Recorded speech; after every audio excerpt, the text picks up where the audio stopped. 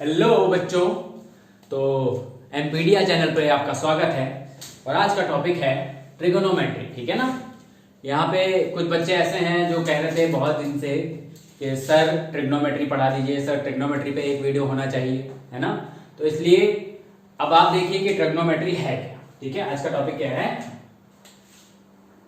Trigonometry.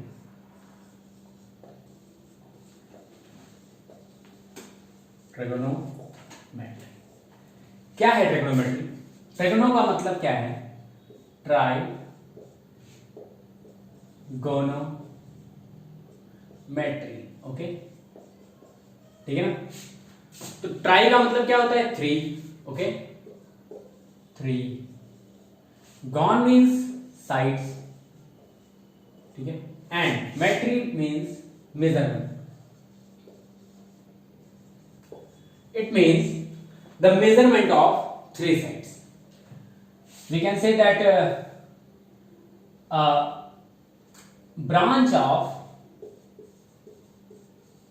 mathematics, branch of maths, in which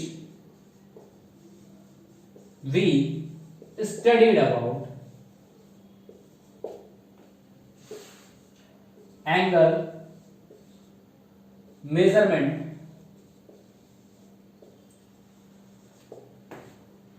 of a triangle. Okay, triangle means a figure bounded by three line segments. So three sides का हम लोग measurement पढ़ेंगे, तो इसका मतलब triangle का measurement पढ़ेंगे। ठीक है, उसके साइड्स के बारे में जानेंगे, उसके एंगल्स के बारे में जानेंगे। तो सबसे पहले टॉपिक हमारा क्या आ गया? एंगल। ठीक है, अब एंगल क्या होता है तो जरा बहुत ध्यान से देखें। अगर एंगल तो क्या होता है एंगल? कोई भी एक आप इनिशियल लाइन ले लीजिए, ठीक है, उसको एक पॉइंट पर फिक्स करिए। ठीक है, अब इसको धीरे धीरे धीरे धीरे क्या करें, हम इस पॉइंट के बेस पे इसको हम रोटेट कर दें इसके अबाउट। तो क्या होगा, कुछ टाइम के बाद ये इनिशियल लाइन जो होगी वो पॉइंट ए से पॉइंट बी पे पहुंच जाएगी। ठीक है ना, ये ऐसे यहां से यहां तक पहुंच जाएगी। तो ठीक है, तो ये क्या हुआ, कुछ ये पॉइंट क्या हुआ, ये लाइन ये रोटेट हो गई अबाउट इट्स फिक्स्ड पॉइंट। ये क्या हो गया, ये एक फिक्स्ड पॉइंट है। ठीक है ना, ये फिक्स्ड पॉइंट हो गया और ये क्या हो गया, initial line. Initial line means जो स्टार्टिंग में हम लोग इसको लेट करते हैं। ठीक है, तो ये इनिशियल लाइन एक हो गई, इनिशियल एरो हम कह सकते हैं। ठीक है, तो इसको जब हम रोटेट करेंगे किसी फिक्स्ड पॉइंट जो कि ये है ओ, इसके तहत अगर हम रोटेट कर दें तो जो अमाउंट ऑफ रोटेशन जो होगा इसका, उसको हम क्या बोलेंगे? एंगल। क्या बोल देंगे? एंगल। इतनी बात समझ में आ गई? और अगर इतनी बात समझ में आ रही है तो हम लोग इसका क्या करेंगे, एक डेफिनेशन लिख सकते हैं। क्या लिख सकते हैं कि व्हेन अ लाइन और we can say an arrow rotates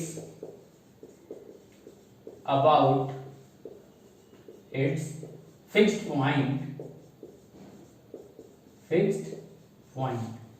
When an arrow rotates about its fixed point, the amount of rotation, amount means the measurement of rotation, ठीक है, the amount of rotation is known as what? Is known as angle. Okay, तो कोई भी हम initial line ले लें और इसको हम फिक्स्ड पॉइंट के तहत अगर रोटेट कर दें, ठीक है, तो अमाउंट ऑफ रोटेशन क्या होगा? एंगल कहलाएगा। ठीक है ना, और ये क्या हो जाएगी, ये टर्मिनल लाइन हो जाएगी। टर्मिनल मतलब लास्ट लाइन जहां पर वो पहुंच जाए, तो इसको क्या बोलेंगे हम? Terminal line. तो कोई इनिशियल लाइन जो होगी वो अगर किसी फिक्स पॉइंट के तहत अगर रोटेट कर जाए, ठीक है, तो amount of rotation from its initial to final और terminal, the amount of rotation is known as angle. ठीक है, तो ये क्या हो गया, हमारा एंगल हो गया। ठीक है, अब एंगल क्या होता है? एंगल भी हमारे पास दो टाइप के होते हैं, या हम कह सकते हैं साइन ऑफ एंगल। ठीक है, वो कौन कौन से टाइप होते हैं देखते हैं अभी। डस्टर कहां पे गया?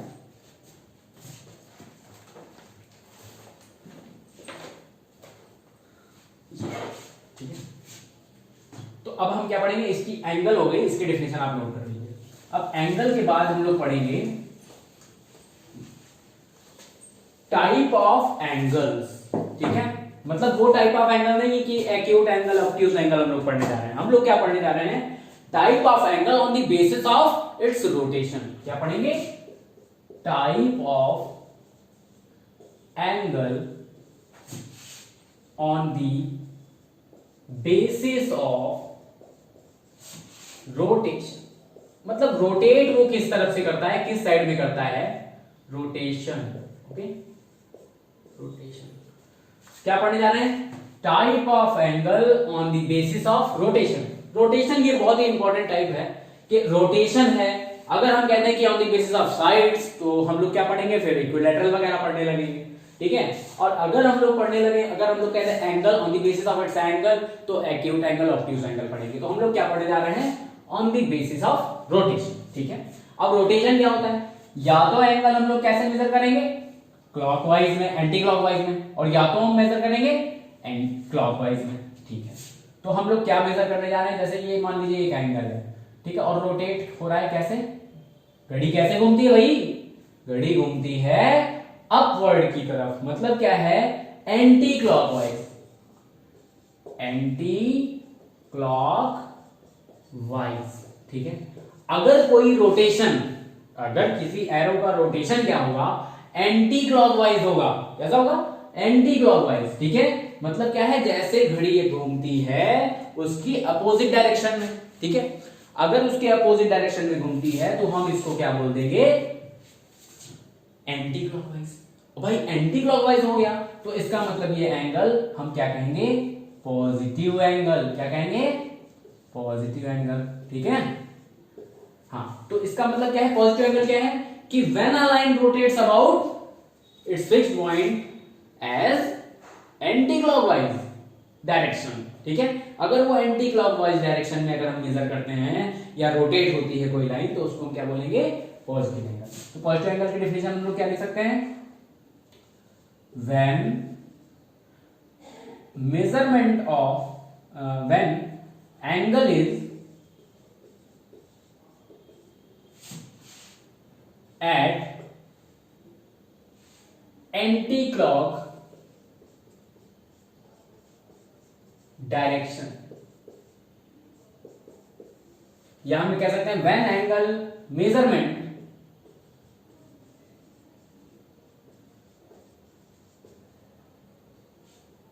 is anti-clockwise, anti-clock direction, ठीक है, anti-clockwise direction, तो हम इसको क्या कहेंगे, पॉजिटिव एंगल, ठीक है। और इसको हम प्लस साइन के साथ, जैसे मान लीजिए ए हो तो प्लस 8 नोट कर देंगे, ठीक है। और अगर ये हो क्या, क्लॉकवाइज, तो घड़ी कैसे घूमती है भाई,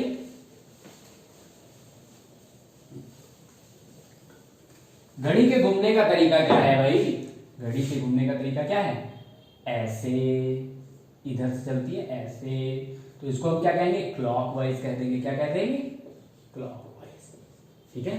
तो अब ये क्या हो गया, इसको हम क्या कहेंगे, नेगेटिव एंगल कहेंगे, ठीक है, नेगेटिव एंगल। तो इसको हम कैसे कहेंगे, an angle is negative angle if its measurement is in clockwise direction, clockwise direction। अगर इसका मेजरमेंट क्या होता है, या अगर ये रोटेट करती है कैसे, एंटी क्लॉकवाइज डायरेक्शन में, अगर वो क्लॉकवाइज डायरेक्शन में अगर मेजर करते हैं हम, तो उसको क्या कह देंगे हम, पॉजिटिव एंगल। तो an angle is negative angle if it's measurement is in clockwise direction, ठीक है। तो दो टाइप के एंगल क्या हो गए, इस तरीके से हमने दो टाइप के पढ़े। पहला क्या है, पॉजिटिव। तो पॉजिटिव का मतलब क्या हम समझ लें कि कोई एंगल है तो उसको हम एंटी क्लॉकवाइज डायरेक्शन में, तो इसको हम लेंगे प्लस थीटा, ठीक है। और अगर कोई एंगल है जिसको हम क्लॉकवाइज डायरेक्शन में लेंगे तो इसको हम पढ़ेंगे माइनस थीटा, ठीक है, क्लियर? अच्छा, तो इतनी बात आपको समझ में आ गई होगी, आ गई है ना भाई? देखो समझ में नहीं आ रही है तो उसके लिए आपको लाइव क्लास करना पड़ेगा, ठीक है? क्योंकि लाइव क्लास में क्या है, आप डाउट्स हमसे क्लियर कर सकते हैं, ठीक है? तो इसलिए लाइव क्लास का भी शेड्यूल आपके पास आ जाएगा। तो इसमें क्या है, पॉजिटिव एंगल हो गया, और ये कैसा हो गया भाई, ये हो गया हमारा नेगेटिव एंगल। सिंपल सी बात है कि अगर क्लॉकवाइज डायरेक्शन है तो negative angle, anti clockwise direction है तो पॉजिटिव एंगल, ठीक है? अच्छा, एक बहुत ही ज्यादा इंपॉर्टेंट बात है, बहुत ही इंपॉर्टेंट कॉन्सेप्ट, और वो क्या है, वो ये है कि अगर इसको मिटा देते हैं, हाँ क्या है, वो ये है कि अगर हम सोचें कोई रे ऐसे जा रही है, ठीक है ना, कैसे जा रही है, ऐसे, ठीक है, और कोई रे जा रही है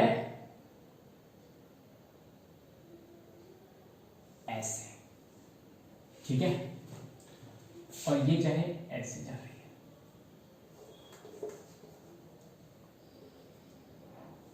ऐसे। तो हम ये कह रहे हैं अगर ये लाइन मान लो ऐसे थोड़ी सी के लिए सपोज करिए, ये लाइन ऐसे जा रही है, ऐसे करके फिर ऐसे जा रही है, ठीक है ना, ये ऐसे आई फिर ऐसे चली, ठीक है? तो इसको हम ऐसे ऐसे ऐसे ऐसे, ऐसे बढ़ा लेंगे, ठीक है? तो एंगल जो होगा वो हम ये वाला नहीं ले सकते हैं, ठीक है? एंगल हम ये वाला लेंगे हमेशा। इसका मतलब ये है कि एंगल मेजरमेंट हम तभी कर सकते हैं जब इनिशियल पॉइंट से ही दोनों एरो निकले हों, और वो भी अपोजिट डायरेक्शन में, ठीक है? ये देखिए, ये इधर आ रहा है और यही एरो ऐसे घूम गया है।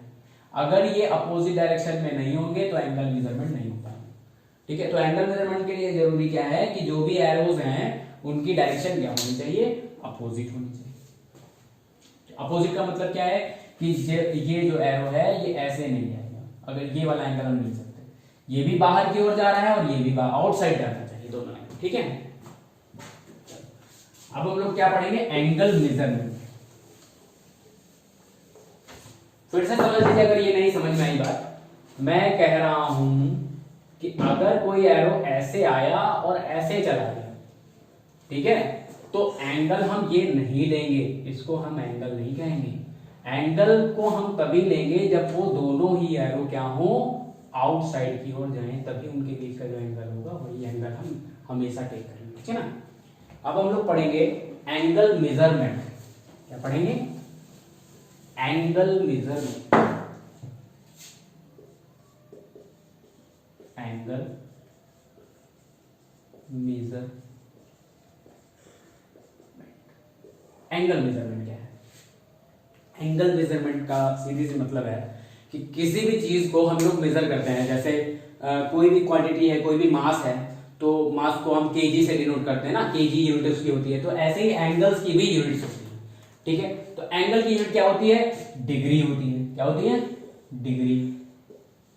और क्या होती है, मिनट होता है। और क्या होता है, सेकंड होता है। क्या होता है, सेकंड।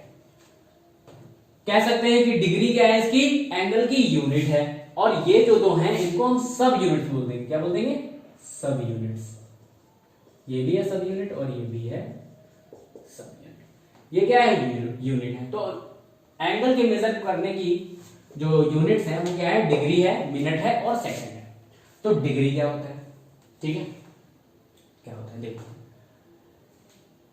अगर हम एक सर्कल ले लें ऐसे, ठीक है, तो इस पूरे सर्कल में अगर हम इस पूरे एंगल को देखें तो भाई ये कितना होता है, 360 डिग्री होता है 360 डिग्री। अब हमें क्या चाहिए, हमें चाहिए 1 डिग्री।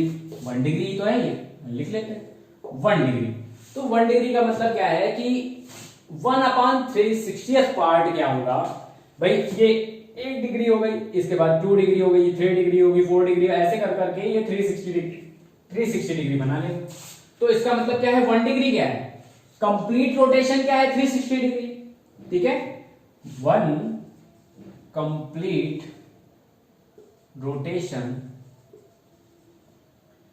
इक्वल्स टू क्या है 360 डिग्री, है ना।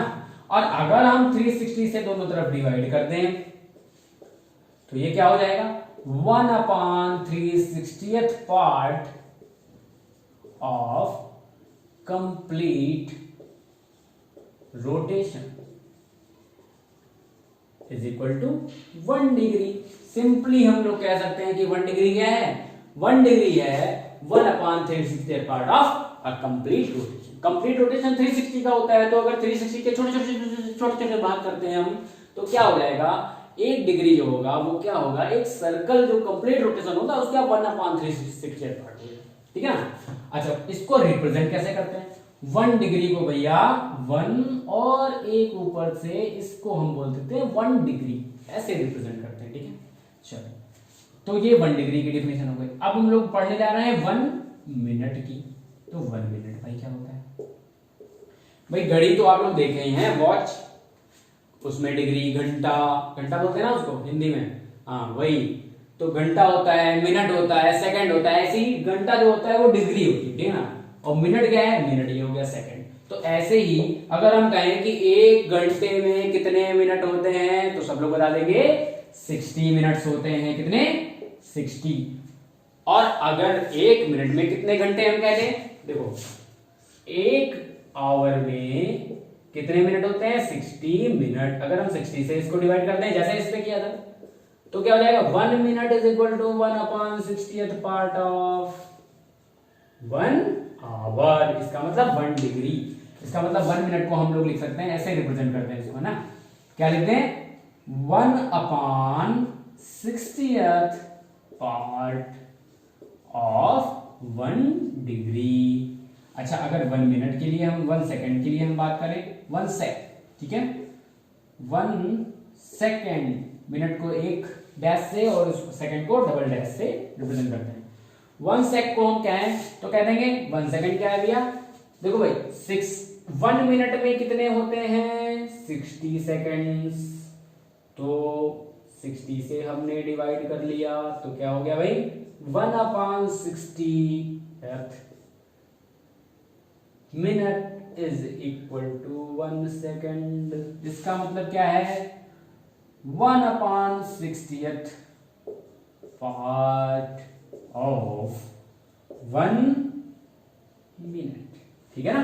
तो इस तरीके से 1 सेकेंड, 1 मिनट और 1 डिग्री की डेफिनेशन क्लियर हो गई ना भैया। अगर नहीं हुई है तो आप इस वीडियो को फिर से देख सकते हैं, आपके पास तो आप पॉज कर सकते हैं, मैं तो इसको रब करने जा रहा हूं भाई, ठीक है ना। तो ध्यान से आपको पढ़ना है, बहुत ही अच्छे से ध्यान से पढ़ना है, क्योंकि ये जो है 1 डिग्री 1 मिनट 1 सेकेंड हमारे घर में भी काम आता है। घड़ी नहीं देखनी आती तो भैया क्या देखना आता है ना, ठीक है ना। तो ये हो गया। अब हम लोग क्या पढ़ेंगे 1 डिग्री हो गया, 1 मिनट हो गया, 1 सेकेंड हो गया, ठीक है।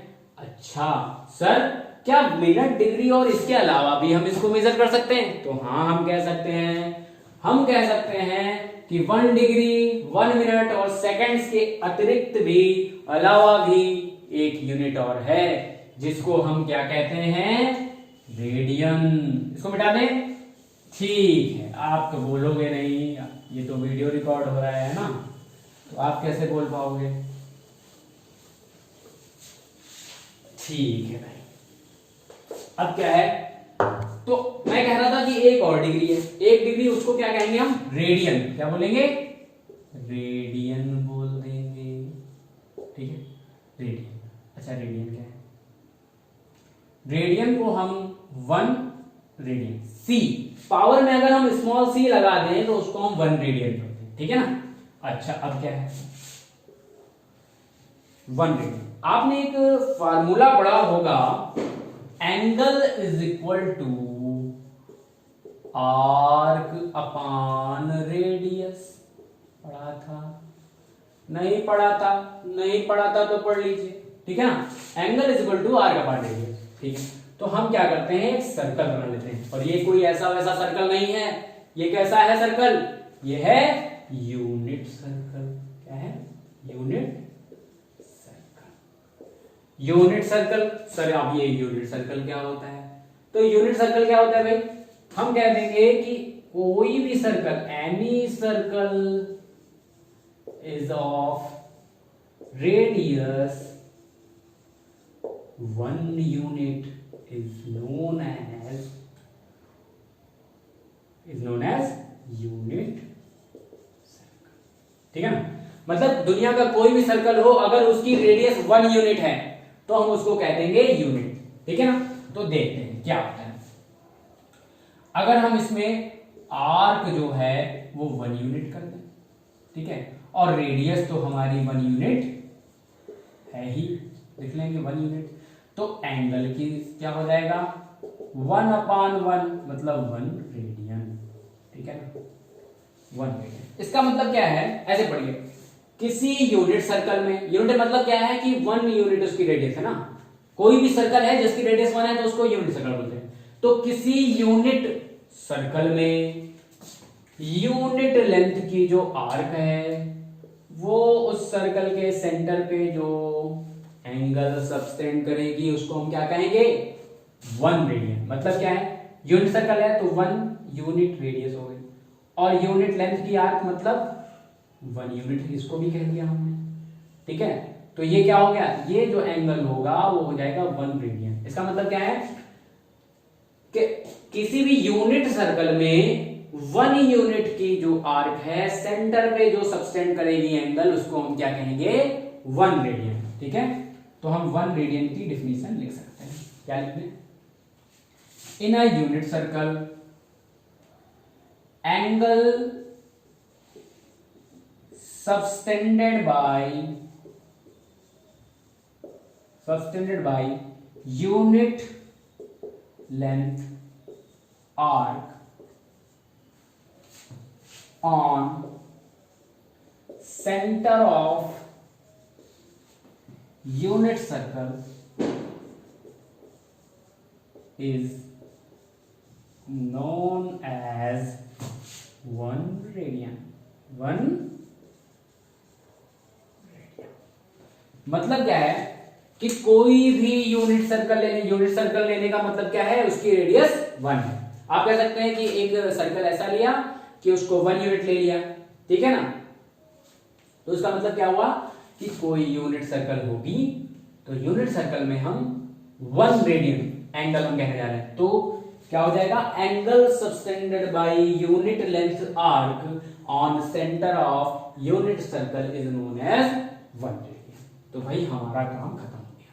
अब क्या हुआ, हमने 3 यूनिट्स पढ़ी, कौन कौन सी, एक पढ़ी 1 डिग्री, एक पढ़ी 1 मिनट, एक पढ़ी 1 सेकेंड और एक पढ़ी 1 रेडियन। अच्छा, तो सबने कहा सर अगर डिग्री में दे रखा है तो हम रेडियन में कैसे कन्वर्ट करें।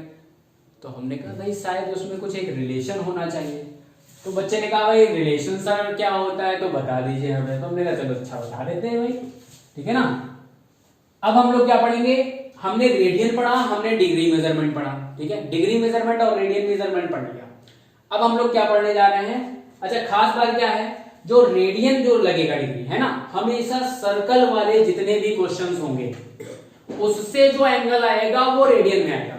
या हम कह सकते हैं कि अगर सर्कल का कोई भी क्वेश्चन लगाना है तो अगर डिग्री में एंगल दे रखा है तो हम उसको कन्वर्ट करेंगे रेडियन में, उसके बाद ही हम उसको लगा सकते हैं, वरना नहीं लगाएंगे। ठीक है, मतलब सर्कल का अगर सवाल लगाएंगे तो उसमें जितने भी एंगल हम यूज करेंगे वो सब रेडियन में ही यूज करेंगे। ठीक है, नहीं होगा तो कन्वर्ट करके यूज कर लेंगे। अब कन्वर्ट करके यूज करना है तो मतलब कन्वर्जन फार्मूला होना चाहिए, तो वो हम तुम्हें बताने जा रहे हैं। ठीक है,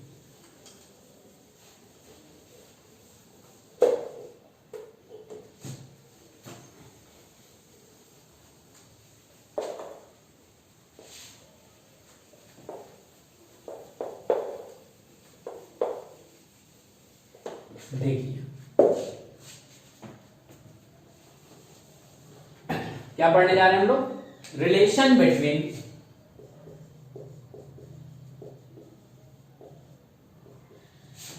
डिग्री एंड रेडियन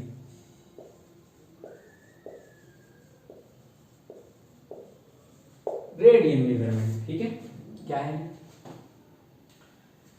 अच्छा, ये देखिए एक सर्कल हमने ले लिया। तो सब जानते हैं कि एक सर्कल जो है ये पूरा एंगल जो बनाता है वो 360 डिग्री का बनाता है। ठीक है, ठीक है। तो एक तो हमने ले लिया ये, ठीक है। अच्छा, अब एक और चीज मैंने बताई थी कि यूनिट सर्कल एक ले लो, है ना। तो मैंने कहा था कि अगर यूनिट लेंथ की आर्क है तो वो यूनिट रेडियन का एंगल बनाती है किसी यूनिट सर्कल में। ठीक है, यूनिट सर्कल ले लो। तो यूनिट सर्कल में यूनिट ये भी 1 यूनिट, तो 1 रेडियन बनाती है। तो अगर इसी को हम 2 यूनिट ले लें, भाई 1 यूनिट 1 रेडियन बनानी, क्योंकि ये तो 1 ही है ना। अगर 1 यूनिट और ले लें तो ये टोटल कितना होगा? 2 यूनिट। तो ये कितना बनाएगी? 2 रेडियन एंगल बनाएगी। 1 रेडियन और बनेगा, 1 और 1 2। ऐसे ही अगर 3 ले लें तो ये कितना हो जाएगा? 1 रेडियन और बढ़ जाएगा, मतलब टोटल ये 3 रेडियन हो जाएगा। अच्छा, मतलब क्या है, जैसे जैसे इसकी लेंथ बढ़ती जाती है उतने ही रेडियन का एंगल बनता जाता है। तो ये बताइए कि ये पूरे सर्कल में ये कितनी लेंथ होती है? तो जवाब आया कि ये इसके सरकमफेरेंस के बराबर होती है। और सर्कल का सरकमफेरेंस सब जानते हैं क्या होता है? 2 पाई आर होता है कि नहीं। लेकिन ये यूनिट सर्कल है। क्या है ये? यूनिट सर्कल, मतलब जिसमें रेडियस क्या है? 1। तो ये कितना लेंथ हो जाएगी पूरी? 2 पाई इंटू 1 मतलब 2 पाई। ठीक है। अच्छा, तो ये पूरा चक्कर लगाएगी तो कितनी लेंथ चलेगी? 2 पाई। तो 2 पाई लेंथ चलेगी तो एंगल कितने रेडियन बनाएगी? 2 पाई रेडियन। अच्छा, तो इन रेडियन, ठीक है, एंगल मेजरमेंट इन 1 कंप्लीट रोटेशन कितना? 2 पाई रेडियन, है ना, 2 पाई रेडियन। अच्छा, और डिग्री मेजरमेंट में, इन डिग्री मेजरमेंट में कितना हो जाएगा? ये 360 डिग्री हो जाएगा कि नहीं? कुल मिला के ये दोनों एंगल तो है बराबर, ये भी पूरा घूम गया एंगल बन गया, ये भी पूरा घूम गया तो एंगल बन गया। इसका मतलब अकॉर्डिंग टू फिगर कौन से भाई? 1 and 2 pi radian is equal to 360 degree. ठीक है, तो इसका मतलब क्या हो गया? पाई रेडियन कितना हो गया? 360 अपॉन 2 डिग्री। इसका मतलब हो गया 180 डिग्री। इसका मतलब क्या हो गया? Pi radian is equal to 180 degree. ये हमारे पास कन्वर्जन फार्मूला है और इस पर बहुत सारे क्वेश्चन हैं आपके पास। ठीक है ना, इस पे बहुत सारे क्वेश्चन हैं कि 1 रेडियन कितना होता है, मतलब अगर रेडियन में एंगल है तो हमें डिग्री में बदलना है, और डिग्री में एंगल है तो हमें रेडियन में एंगल बनाना है। ठीक है ना। तो अगर ये वीडियो आपको अच्छा लग रहा है, भाई अच्छा लग रहा है तभी ना, अब देखते हैं कितना अच्छा लग रहा है। अच्छा लग रहा है अगर ये वीडियो, ठीक है, तो क्या करना है? तो इसको फिर से रिपीट करके देखना है और ये कॉन्सेप्ट पूरा यहां तक तैयार कर लेना है। अच्छा, एक फार्मूला और इससे मैं डिराइव कर देता हूं।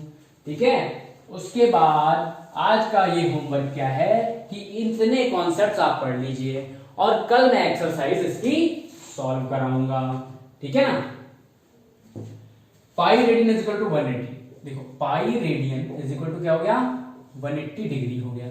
तो अगर हम इसको पाई से डिवाइड कर दें तो क्या आ जाएगा? 1 radian is equal to 180 upon pi degree. तो क्या हो जाएगा? थीटा रेडियन क्या हो जाएगा? 180 इंटू थीटा डिग्री, है ना। तो ये क्या हो गया? Theta radian is equal to 180 degree. और अगर हम इसी को रिवर्स कर दें तो क्या हो जाएगा? Theta degree is equal to pi upon 180 into theta radian. ठीक है, तो ये दोनों ही फार्मूले बहुत ही यूजफुल हैं। एनसीईआरटी की जो 3.1 पहली एक्सरसाइज है उसमें इन दोनों ही फार्मूलों का उतना ही इंपॉर्टेंस है जितना कि इंटर की मैथमेटिक्स में फंक्शन का। ठीक है, फंक्शन का। तो इसलिए जैसे फंक्शन के बिना मैथमेटिक्स को पढ़ना केवल रटना हो सकता है, वैसे ही इन दोनों फार्मूलों को पढ़े बिना सीखे बिना 3.1 एक्सरसाइज को सॉल्व करना भी रटना होगा। इसलिए जल्दी से इस चैनल को सब्सक्राइब कर दीजिए, शेयर कर दीजिए अगर आपको वीडियो पसंद आया है तो, ठीक है ना। ठीक है, अब हम क्या करेंगे, अब हम एक्सरसाइज की बात करेंगे कल, ठीक है। लेकिन तब तक के लिए आपको होमवर्क करके रखना पड़ेगा, इसके कॉन्सेप्ट को सीखना पड़ेगा, ठीक है ना। तो ट्रिग्नोमेट्री का पहली एक्सरसाइज का ये कॉन्सेप्ट था। अब इसकी एक्सरसाइज कल सॉल्व होगी। कल का मतलब आप वीडियो इसको देख लीजिए, उसके बाद जब भी आप वीडियो पढ़ेगी तो वो एक्सरसाइज नहीं पड़ेगी, ठीक है ना। आप सॉल्व कर लीजिए।